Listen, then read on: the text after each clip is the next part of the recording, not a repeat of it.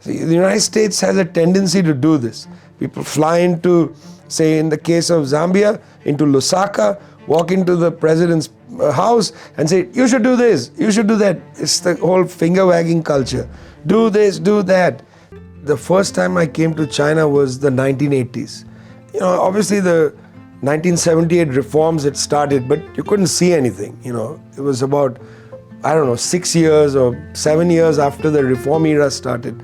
Things don't happen that fast. The countryside was very poor. Shanghai was not, there were no buildings like this. There was that clock tower, I think maybe that clock tower was the tallest building. I don't remember, frankly. The road out of Shanghai was a small 2-lane road. It was very much a developing country. It was familiar to me in terms of what you see. And then China made rapid advances one way or the other. Some of it was extraordinarily good use of the kind of technology and science from other countries. The Chinese, the communists were able to attract science and technology, make use of it, improve the condition of expertise in the country. Now it's amazing because, you go into little factories, highly skilled people working there. Where did they come from? I don't remember them, I'm not that old, but I remember a time when there was almost nobody with those skills in the country. Suddenly all these things happen, very compressed.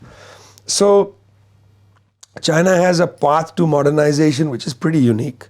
Now, that doesn't mean nothing can be learned from it. Lots of things can be learned from it.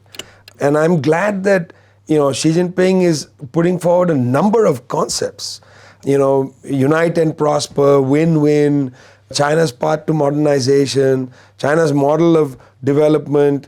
At the same time, I was really quite interested in the 20th Party Congress document.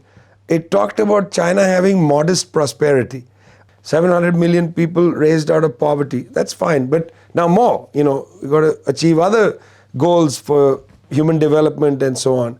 So I think these are interesting formulations. The path to development, the path to modernization, unite and prosper, win-win. These are all interesting concepts. The issue is, how do we take these concepts and translate it into the reality of other countries? So if you take a country like Zambia, a very rich country because it has a lot of copper, but very poor because it has no capital. It's fundamentally in debt.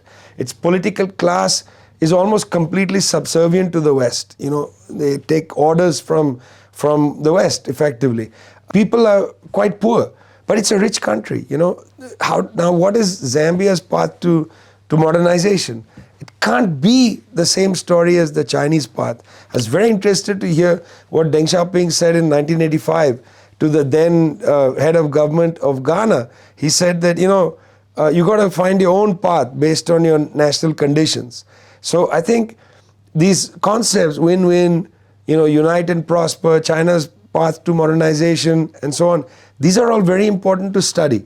It's important to study what happened in China and what is happening in China, not to copy it, but to see if there are things that one can learn from the path to modernization. So I'm very sympathetic with this, but I also think that one of the interesting facets of the Chinese experience isn't to lecture people how to do things. I think that's very interesting and curious.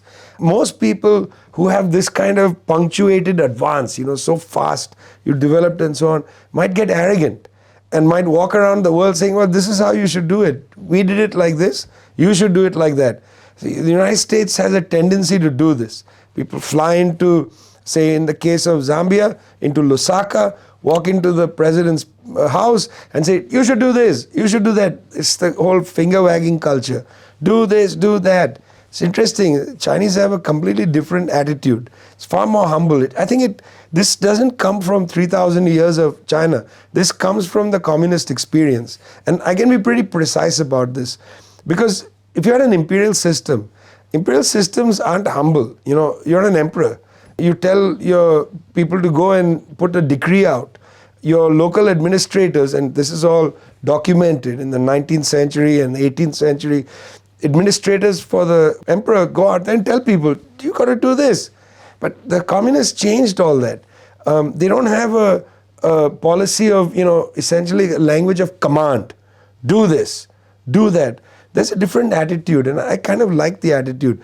When I see Chinese officials around the world, rather than have their hands moving like that, they sort of have it by their side, and they're listening and they're happy to share their experiences, but they don't tell people what to do. So, when I hear these concepts, China's path to modernization and, again, win-win is an interesting concept. It requires a lot of explanation because it looks simple, but it's not that simple. These are interesting because they are suggesting that, we're going to systematize a theory of how China was able to accelerate from 1949 onwards, not just 1978, but 1949. We've got to systematize our own story. That's a Chinese project. And then others can read the story, experience what's happening, and see what they can draw from it. But they have to create their own project.